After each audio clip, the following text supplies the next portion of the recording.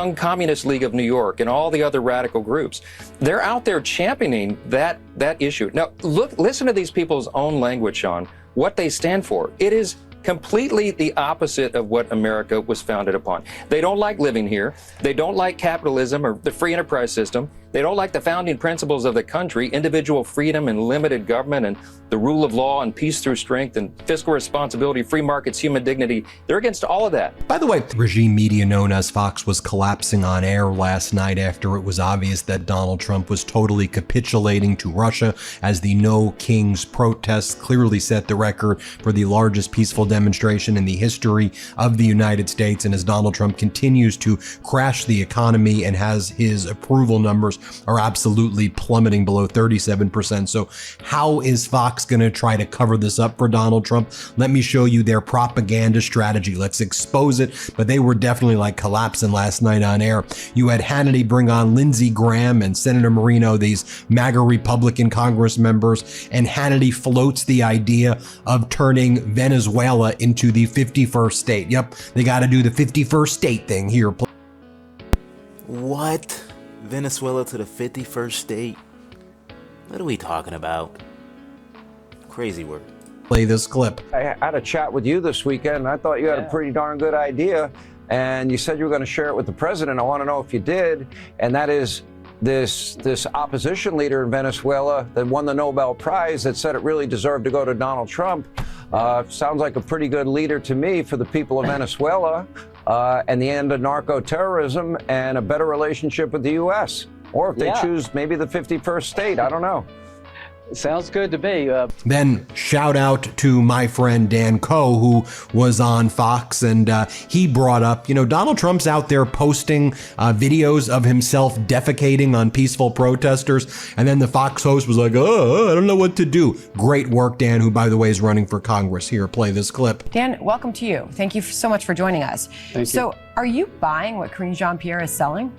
Look, in terms of the Democratic Party, this weekend was a good analogy. I saw Democrats, Republicans, independents who were protesting in the millions against a president who is trying to silence us. And the analogy was apt when the president uploaded a video of himself in a king hat. So Dan, are you going to answer the question? Yes, I will, but please give me a moment. Literally defecating on people exercising their right to free speech. I don't think it was literally. A constitutional right. Then Hannity brings on MAGA's darling, George Santos, coming off his commutation from Donald Trump after stealing people's credit cards, identities, taking Republican donor money, and buying himself plastic surgeries and clothes and things for his home. He's back on Hannity. Nothing says MAGA like George Santos. Here, play this clip. We've never spoken before. You may not know this, but at one point you were my congressman. Dude. I lived in Oyster Bay. Oh, Sean, I'm very aware. Center Island, that was where you lived. And thank you for having me. It's a pleasure. Yes, sir. To a former constituent. So, and again, I owe you an apology, Sean. I owe the American people an apology, but most importantly, constituents. And I know you were one of them, and it's a pleasure to be with you tonight. Then bring you MAGA Republican Senator Marino. He goes on Fox and he then calls the president of Colombia, Gustavo Petro, moronic. And they say, oh, he's a moronic leader and that this is going very bad for Colombia. Why? Because the president of Colombia called out Donald Trump for engaging in war crimes by blowing up fishing ships in the Caribbean and killing innocent Colombian fishermen. These MAGA Republican senators are just the most pathetic, vile humans, aren't they? Here, play this clip. The good news, Sean, is that in Colombia, the people support America. America supports the people of Colombia.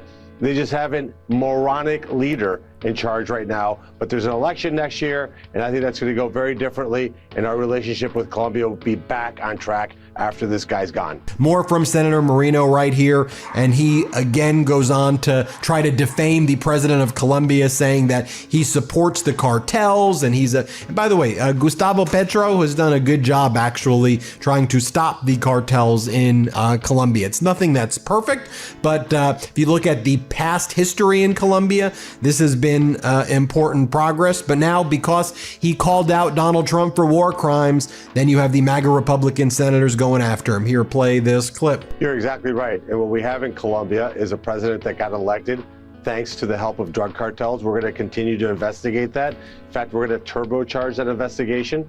In the meantime, we're going to put him and his extended family and enablers on the OFAC list, and we're going to designate additional cartels in Colombia as foreign terrorist organizations. Because what President Trump will not put up with is countries that send us poison to kill our citizens. Okay, more. Bro, Trump is the poison. Okay, I'm not gonna sit here and disagree with drugs coming in and out of the U.S., but like, why are we? I feel like Trump is more focused on other things than that shit. Like, he's not focused on drugs. He's not focused on the children that go missing. He's not focused on these mass shooters. He doesn't tweet about none of that shit. Anytime a mass shooting happens, you never see him on Twitter talking about anything. But as soon as somebody says something about him, all hell breaks loose. You're gonna sue. You're trying to sue. You sued YouTube. You sued Twitter. Like, come on, bro. It's pathetic. Fake testosterone. Fake macho man Lindsey Graham, because he knows that Donald Trump has capitulated to Putin, right? He knows Trump's a Putin bootlicker. Hey, Lindsey, what happened to your plan of putting Putin on the American terrorist list? Oh, Donald Trump didn't want to do that. And now he's talking about building freaking bridges and tunnels from Russia to Alaska. So now here you go. Trump's gonna take Maduro down. All right, Lindsey, you tough guy, Lindsey. What an idiot. Here, play this clip. He's a narco-terrorist, drug dealer, illegitimate president, and Trump is going to set the conditions to take him down. Then you have MAGA Mike Johnson here defaming the No Kings protest. Look at what these people stand for. They hate America. This is a hate America event. As we said on the Midas Touch account, Johnson is against everything this country stands for, and his comments show how truly anti-American and how out of touch he is. Here, play this clip. The latest Gallup poll that just came out shows that by a +7 margin, Americans identify as Democrat over Republican right now, precisely because the Republican Party is an extremist fascist party right now that hates America, is invading our streets with the United States military, and American people absolutely hate it. Back to MAGA, and destroying the economy. Things are far less affordable, ripping away people's healthcare, but I digress. MAGA Mike over here, again attacking the No Kings protest. Play this clip. Yeah, Sean, look, we're seeing a moment of real clarity. The American people can see exactly what is going on right here. These rallies we described as the Hate America rallies because there is no better description. Look at who was involved. Chuck Schumer and the Senate Democrats went out there to participate. They stood arm in arm, side by side, with some of the most radical groups that have ever assembled on U.S. soil. They openly advertised that they were co-sponsored. They were Soros-funded, and they were co-sponsored by the Communist Party USA, the Young Communist League of New York, and all the other radical groups. Now here's Jesse Waters, who whines that his mom attended a No Kings protest. Yeah, because you have a good mom, Jesse, who somehow brought you into this world, and she warned you specifically about this behavior, about spreading conspiracies for money. It's exactly what you did. You're a disappointment to your mother, Jesse. Here, play this clip. No Kings was a who's who of people with TDS. Even my mom was there. Now going back to Greg Gutfeld right here. Here's what he's got to say. Let's play it. I think the part of it is that he knows he's not getting props for his effectiveness, for the things that he's done. So he has to kind of resort to this spotlight chasing. He's pretending that he's like this scrappy underdog, but he really is an elite overdog that hasn't done anything of any difference or value for California, so he has to pick fights. Jessica Tarlov schooling everybody, including Greg Gutfeld on this panel. Let's play it. Listen, they're just playing around. I think it's totally fine and kind of innocuous at this point. You know, Rogan has pulled a lot of comedians to the Austin area. Some of them don't like it as much as they expected to. Shane Gillis was very funny about it, how he had a blackout for 3 days. And he's like, I left New York City for this. But, you know, the economy did go from, in California, it was the 6th biggest in the world for Gavin Newsom, and now it's the 4th biggest, which does seem like a change in the positive direction. And I can't do the imitation of his voice like Rogan, but yeah, Fortune 500 companies are headquartered there. Is the weather part of it? Sure. Can you get top talent to want to come and live in a lot of places across California? Sure. Are there issues? Homelessness, crime, Yes. Is it getting better, trending in the right direction? For sure. So I think, Gavin Newsom, you've had him on. He did that debate with DeSantis on Sean's show. He can defend himself pretty well. People, I think, underestimate how wonky he is, and he always has a stat for it. So, if Rogan wants to have the conversation, great. Here's what Jody Ernst, Mattergorn Republican senator from Iowa, has to say right here. Again, she's like, oh, look at all of these signs. Did George Soros make the signs? Here, play this clip. Yes, thank you, Harris. I think it is extremely important that we look at who is funding these protests. We have to get to the bottom of this. It is a much larger organization. It could be the usual suspect, of course, George Soros. But what we have seen in the past, of course, is threat to local governments and property. And so we do need to make sure that these are safe protests. More from Greg Gutfeld over here. Just ridiculous. Here, play this clip. I don't think you can measure, I know CNN will come up with it, measure a stat for authoritarianism. It's gone up 137% since 2023. But right now, you can't. If you could measure authoritarianism, as Jesse points out, shutting down schools, parks, and speech would make Joe Biden the king of kings. But you're not going to measure that. Then you have Joni Ernst referring to the fact that it's almost 50 people, almost 50 Palestinians have died in Gaza. Hamas has taken control. Israel wants to rebuild settlements in Gaza. They're accusing Hamas of violations. Hamas says Israel violated. Meanwhile, Palestinians are dying. Israel's bombing Lebanon. There's not even a ceasefire, and it was a fraudulent ceasefire. But here's what Joni Ernst has to say. Pathetic. Here, play this clip. Yes, it absolutely is. And thank heavens we do have a president of peace, Donald Trump.